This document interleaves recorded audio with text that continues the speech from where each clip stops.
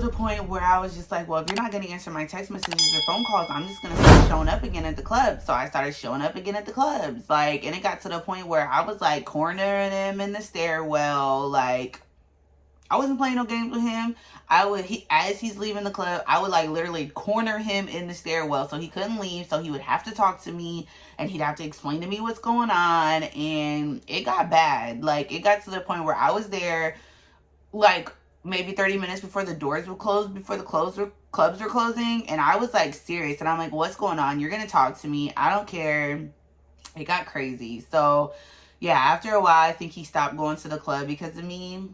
Whatever, I didn't care, because that means like I didn't have to, you know, worry about it. One day I showed up at the club. He was there trying to talk to a girl, trying to get her number.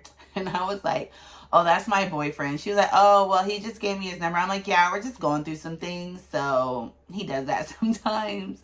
But I totally cock blocked him like multiple times in the club. Like, I do not care. Like, you're not finna be out here giving out your number to these girls. Like, no, we're not finna do that.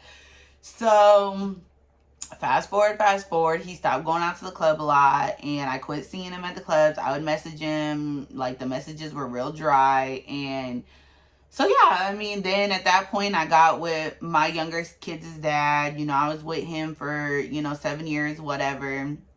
But there would be times where like, okay, so Caleb had moved to a job that was closer. I mean, same job, but he transferred to a closer place by my house. So it got to the point where once I knew that, I was like back on my stalking stuff. Like, I would show up to his job. I would look at him through the aisles. Like, what is he doing? How's he looking today? Like, it got like my crush, my stalking crush on him was like real. Like, I would show up at his job. He wouldn't even know I'd be there, but I would be there watching him.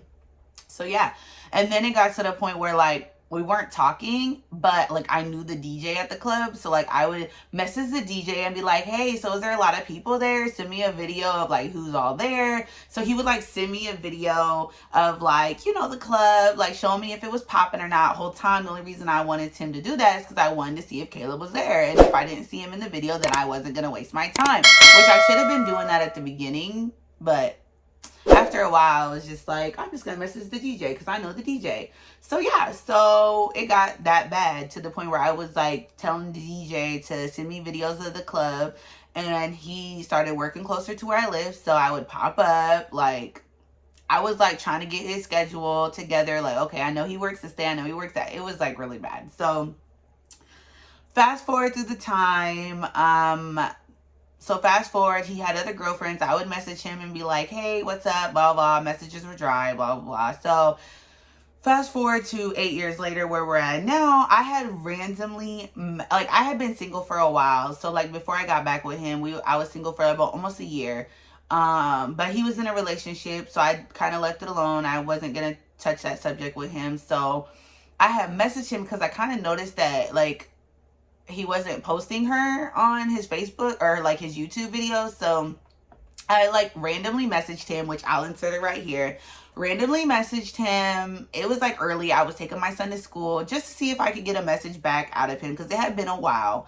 So just randomly messaged him, and he messaged me back like a couple hours later, and I was like shook. I'm like, oh snap, okay. So I got a response, and I was like, you know, hey, how's it going? Blah, blah, blah. So are you still with your girlfriend? He was like, oh, we're taking a break right now. And I was like, okay. So mind you, the girl lived all the way out of town. So I'm like, okay, a break. They're not together for real. Like, she lives out of town. I'm not worried about that. So long story, I know. But so I messaged him, and we had hung out. We had went bowling together. And, you know, one thing led to another. And at first he was like, I don't want to, you know, do anything with you because I don't want things to go back to the way they were 8 years ago. And I'm just like, oh, you know, they won't. I'm not going to be like that. I've changed. That was 8 years ago, blah, blah, blah, blah. So he's like, okay, you know, I'll believe you. Second chance, blah, blah, blah. So we were like, okay. So we, you know, did the thing, whatever. It was big as ever, you know. And so, yeah, but that was, when did all that happen? It was like a week before his birthday. So his birthday came around. We met up at the club, and he was with one of his friends that we're not even going to speak about because we're not going to speak about his friends. So anyway, so I see him at the club. We're hanging out. We're talking or whatever. He's with his friends. So he leaves before me. And I'm like blowing up his phone like, hey, what are you doing? It's your birthday. What are you doing? So I'm getting no response, no nothing. So I'm like, okay, so this is what we're going to do. We're going to take it back to how you were acting back when we first, like 8 years ago. You're not responding to me. You're not talking to me. So this is what it's going to be. Because I noticed when he was around his friends 8 years ago, he would never, you know, talk to me. It was like when I texted him, it was real dry when he was with his friends. So I'm like, okay, you know, this is how it's going to be again. So finally, I got a hold of him on his birthday, and he was like, oh, it's not like that. I was talking to my friend, blah, blah, blah. I was like, okay, whatever. So, yeah, so that was his birthday, and I don't know, I kind of felt a little played a little bit on his birthday, so I don't know, I kind of like, I try to get a little distant after that, because I'm like, you know, like, I don't want it to go back to 8 years ago when you were like playing with my feelings, when you were with your friends, you didn't want to talk to me, so I kind of got distant a little bit. Fast forward, New Year's hit.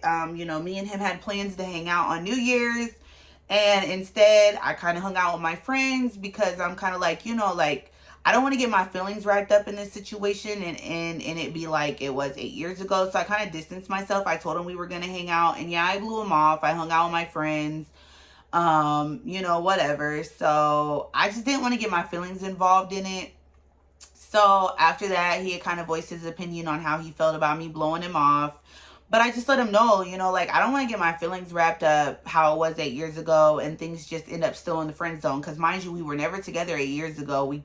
He kept me in the friend zone. We did whatever, but he kept me in the friend zone. And that's why it messed me up, because I'm like, I'm spending time with you. We're doing things, but you want to keep me in the friend zone? It just didn't make sense to me. So I just didn't want to get my feelings wrapped up in it this time. And I just let that be known. So mind you, again, so we talked. So when I hit him up, it was like a week before his birthday in December. So it was like end of January, beginning of December. So yeah, I voiced my opinion. So like one random day, we were on the phone. Like we started talking a lot more at this point. Like once I voiced my opinion on not wanting to get my feelings involved, we started like talking almost every day. We FaceTimed every day, stayed on the phone for hours every day. So I kind of got the feeling that this was more serious than it was 8 years ago. So, you know, I had just threw out the idea like, hey, I want to get married on 2/22/22. Mind you, again, we reconnected at the end of January, beginning of December before his birthday. So kind of keep them dates in mind. So I'm like, I want to get married February 22nd. Like, I want to get married. That's the day I want to get married.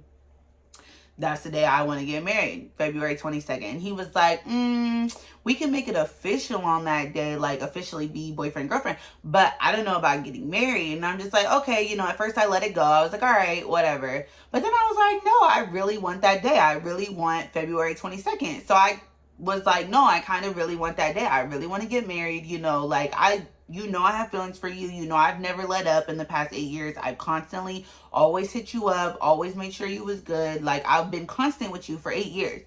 Like, you know how I felt about you 8 years ago. I still feel the same way.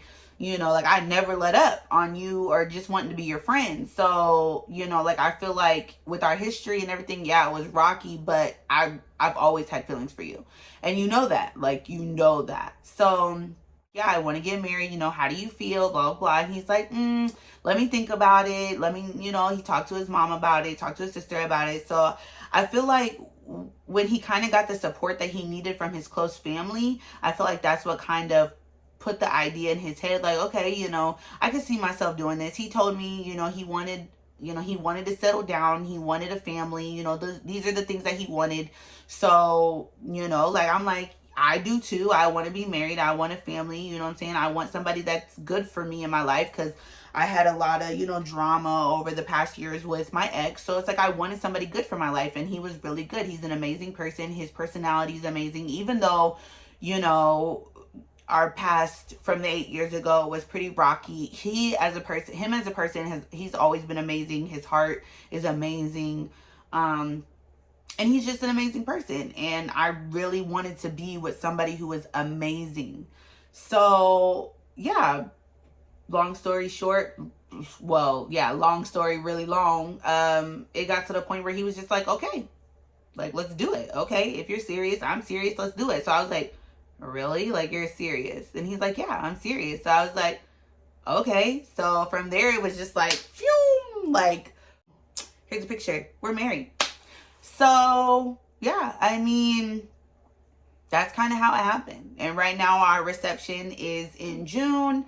So that way we can get time for our family, for our friends to, you know, come into town for that day. And yeah, so a lot of my friends were like, oh, Amber, are you really doing this? Are you really? And I'm just like, everybody who knows me knows if I set my mind to something, I'm going to do it. And that's just how it is. That's how I am. And I know a lot of his family and friends were really shocked because that's not how he is.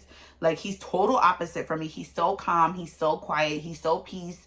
And that's just not the person I am. I'm like, so like, boom, boom, boom, boom, ready to do things right here, right here, right here. And he's just like, take a calm, take a chill. But yeah, all my friends say like, he's so good for me. He's good for me. He's good for my kids. You know, every day I appreciate him more and more because, you know, like, I've been through a lot in my last relationship, and he's just the complete 180, and he makes me want to be a better person. He makes me want to do things in a more positive and productive way. Like, he may be the most quietest person, but he says so much, if you know what I mean. Like, he's so quiet, but I don't even know how to explain it, but he's just an amazing person. He's been amazing with my kids. He's amazing with me. Really nice. My mom loves him.